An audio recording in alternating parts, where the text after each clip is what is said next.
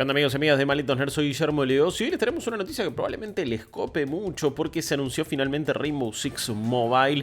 Formamos parte de un evento digital en su presentación, de un evento virtual a distancia. Conocimos más detalles sobre este juego, pero además pudimos entrevistar a su director creativo, uno de los responsables ahí en Ubisoft, que es Justin Swan. Nos contó un montón de detalles sobre, cuál fue el verdadero desafío para llevar un juego muy táctico a plataformas mobile, temas de control. Le pregunté sobre anti-cheat, operadores, mapas, tipos de controles, mucha data que espero disfruten en esta entrevista acá en Malditos Nerds. I am recording now. First of all, Justin, thank you very much for doing this with us, for your time. It's a pleasure. Well, first of all, what's the biggest challenge in bringing a franchise like Rainbow Six to mobile, to another platform? Yeah, well, I mean, it's a big, complex game, so there are actually quite a few different challenges. I usually break it into two categories, I guess I'd say. One was the technical challenge, siege gameplay, with the attack and defend, 5v5 online, 10 different operators, all with their own unique gadgets and abilities, models and animation sets. The destructible environments, where we have actual proper procedural destruction, which has quite a high CPU cost. It's an inside game, and it's AAA on mobile, so it needs to look really great. And being an interior, close combat game, unlike a lot of shooters, you're really close to walls and things like this. You're hugging walls, which means you need things like a very high resolution density on your textures. So all of these things combine to create a game that's very technically complex. Thankfully, we have a team all around the world of geniuses who have actually been able to do a lot of really cool stuff. We have a lot of tech actually running in the game that you'd normally see in an open world game to make sure that we're only drawing exactly what you need to draw.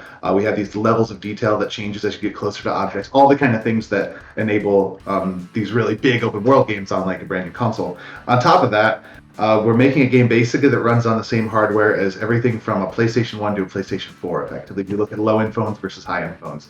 And they all have to be able to play each other in a competitive environment. And so that means they have to have the same architecture, the same lines of sight. You can't put a super fancy chandelier in the high-end version and not have it in the low-end version. But you still have to make a game that looks fantastic on the high-end version because we're really trying to be the best-looking AAA mobile game out there.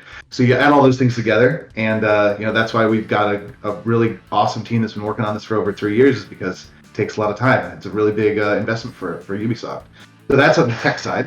And then on the design side,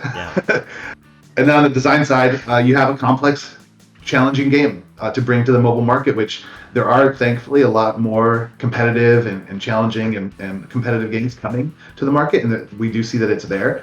But also, with free to play, with mobile, with the ability to flick your thumb and now you're on Twitter instead of playing the game, these are all things that you have to kind of fight against and work around from a design perspective, and that means creating much shorter session lengths. So one thing we have in the game I really love actually is single round matches instead of best of 3 or best of 5 that you'd see in Siege. Super addictive, knowing that you're just getting into 1 4 or 5 minute long experience, and then you're going to play another one, but at least knowing okay, I could just play this one and one more. So things like that. And then you have the controls, of course, and with Siege you have things like leaning. You can not only kneel but also prone. You can repel. You have your gadgets to place and your grenade and your special and all your abilities and everything. So how do you get all that to work and then feel really good? We've had a prototype team actually working on the project for almost the entire length of development, and their goal is just to try to find out interesting, cool ways to make the game as usable and playable as possible. I think we've actually found some pretty cool innovations. Just two, I'll point out. One we call it tactical focus, or tac focus, and it's kind of our version of auto shoot, which you see in a lot of popular mobile shooters now. But for Siege gameplay, with the strategy of it, you don't always want to be shooting if someone actually walks into your reticle. So we don't want to have that really working. But we also know that auto fire is really important to some players. So with tactical focus, you kind of if you find your line of sight you really want to hold, which is a classic thing you would do in Siege, you can press and hold on the aim down scope button. And if you hold it for a couple seconds, the whole world kind of dims around you. You start to move more slowly. The sounds all kind of dim down a little bit. So you're actually sacrificing some things. But at the same time, if the enemy does happen to go where you expected them to be, which is really reinforcing being a strategic player and knowing what your enemy might do, when they enter your reticle, you're going to get the shot for sure. One other thing is we know that audio is really important for this game. And if you talk to some pros in Siege, they say the audio is the most important thing in the whole game. But we also know that mobile players often play with the sound turned off on their phone. How do we do that? So we invested a ton of effort into what we call our audio visualization system. And we made 11 different prototypes, all different ways to visualize audio on the screen. So we even had some where it's around your reticle and we're showing little colors popping. We have one that's like a bar at the top that's kind of more like a compass. We have things just showing up on the edges of the screen. We built all these ways to visualize a sound. We actually didn't officially tested them with like a large group of players, each one where we made it a mini game almost, where you're in the bank map. There's no enemies, but there's a bomb somewhere in that map randomly placed that's ticking. And you have to try to find it using only visualization. We measure those times. We measure those times against dozens of people. And that actually gave us really good data to say, okay, this is the best version of audio visualization. So that's just a few examples. I could talk on forever about this. But to the original question, yes, very challenging game. But thankfully, we've got an amazing team, and like I feel like we fully reached our goal. And soon you'll be able to play it, and you saw some video of it. It's really, really playing really well. And on top of that, it's running at 60 frames per second on high end, 30 frames per second on low end. So it's been quite an accomplishment for the team. How many type of controllers are you allowing for the game? I mean, touch controllers on traditional joystick, gamepad. What other options are besides touch controls? Yeah, I mean, for us, it's really important people get to play the game the way they want to play it. So first, on touchscreen, we have all sorts of customization. You can rearrange, resize, change the opacity, do whatever you want there. You can put clips on, of course, if you wanted to use those. But then we'll also be supporting as many controllers as we can, Bluetooth controllers, plug-in controllers, all those sorts of things. The plan is definitely to have controller support. Okay, yeah, that's great. How did you approach map design and map layout in this case? Are they like extremely similar to Siege? Were they adapted in a different way? What was the philosophy behind the maps? Yeah, and when I first started on the project and planning out what we were going to do, at first I was thinking we would actually make our own maps. And then I started meeting a lot with the Siege team. It's one of the main reasons that we're here in Montreal. We're in the same building as the Siege team. So we can meet with those guys. We can talk about, player behavior and data and design decisions and all these kind of things. So I started to meet with the level design team a lot. And I realized, man, these guys are good. And the amount of thought that they've put into every one of these maps is so amazing. How can we not use this? This is gold here. So to that point, what we've done now is we've taken the most popular and the most well-balanced maps from Siege, and we can actually go look at the data and find out what are the win-loss rates between attack and defend. And some, attack has an advantage and some defend has an advantage. So we picked some of the favorite / most balanced maps. Right now, in the upcoming alpha, you'll see Bank and Border. And then what we did is we optimized them. We call optimize them for mobile, and that means things like we've removed ladders, for example, from the game. They didn't really add much for us, and it helped navigation. We did things like if you have a railing on a staircase. Yeah. In Siege, it might be very, very fine, like banisters. And instead for us, because we want to avoid kind of pixel hunting on a small screen as much as possible, we've really spread those banisters out, giving you more room. So if you're wanting to shoot someone through there, you're almost likely going to make it happen. So these like smaller adjustments to the game. But like all of the destruction, we've removed some floors and ceilings in some spots as far as destruction goes, but really just tried to make sure that the key destructible components to every major location, like CEO office and bank, for example, all the strategic stuff is still there, and all the destructible walls are still there, though some have been reduced in some areas for floors and ceilings. Most players are already excited with this kind of announcement, of course, and with everything that you guys have been developing, but they are probably wondering, okay, what's the business model gonna be like? What's the monetization gonna be like? What are your plans with this version of Rainbow Six? Yeah, it is a free-to-play game, but most of our monetization is around cosmetics, as we see classic and a lot of games out there, competitive games out there, and battle pass system with seasons that have a narrative and a comic book that comes with them and all this kind of things. So you're going to see pretty classic monetization stuff. We're really, really focused on being fair and not being anywhere close to some kind of a pay-to-win situation. There's no power growth in the game or anything like this. You progress with your operators and you're unlocking their different attachments, and we've added perks to the game as well that you can eventually unlock and just kind of figure out how do I want to customize each individual operator.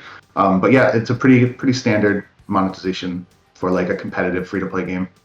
And well, let's talk about operators. Who is coming back? Are there going to be new characters? For now, what we've done, and again, this is working with the Siege team because they have all the data, they have all the community feedback and everything. For our initial set of operators, we looked at who is important to make the kind of gameplay meta interesting, because you've got to have, if you have your soft breacher with Ash, you've got to have your jammer with mute, and then you've got to have your EMP grenade to be able to cancel the jammer. All those kind of things have to be in the mix to make that siege gameplay, that paper rock scissors kind of work out. So that was the first thing, is like, how do we build a healthy meta? Then we looked at the data, we looked at the community and said, okay, now who are the most popular and beloved operators? So, you've got Hibana and Sledge and Ash and Thermite and all these ones that are kind of like the classic beloved operators. And that's our starting point. And now moving forward, as we looked at how are we going to operate this game and release new operators, that's going to be a lot about listening to the community and looking at the data. That's the big things. Like, if let's say we see that one operator on attack is very highly winning, they have a very high win percentage, maybe the next operator we'll introduce is a defend operator that's a pretty good counter to that attack operator. So that'll be the process as we go forward. Okay, yeah, that's great. Another thing probably most players are wondering about is there some sort of anti-cheat system. We know we're on mobile, it's every mobile phone, it's a different platform in itself, Android, iOS. So what are the plans for an anti-cheat system? Yeah, it's super important to us, of course, like considering we're trying to be a competitive, fair game that people feel like they're having a free shot, like cheating can just ruin these experience for people. So we do have anti-cheat in the game. We have both encrypted the entire build, so it's hard to look at it and see what we're actually doing. But even more importantly, we have server authoritative gameplay.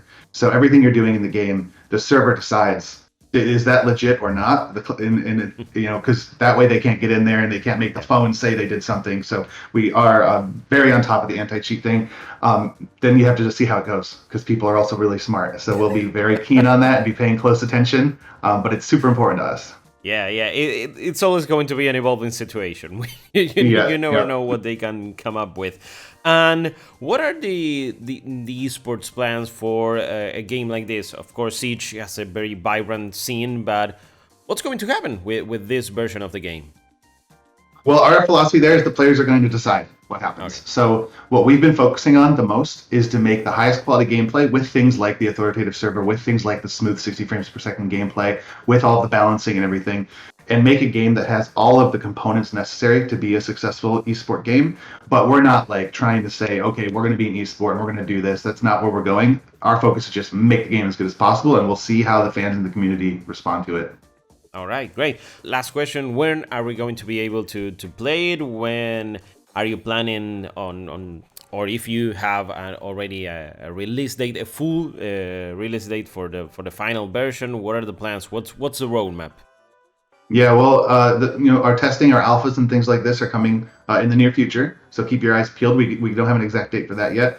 And then, so much happens after you get the game live and you start listening to the community and figuring out how to make the very best thing, that we can't really give a worldwide release date yet. We just there's so much to be done still, and so much listening to the community to be done still, that we don't know exactly yet. Okay, we'll be patient and we'll be also trying the game. And well, thank you very much for your time. Congratulations, and we hope to see you again.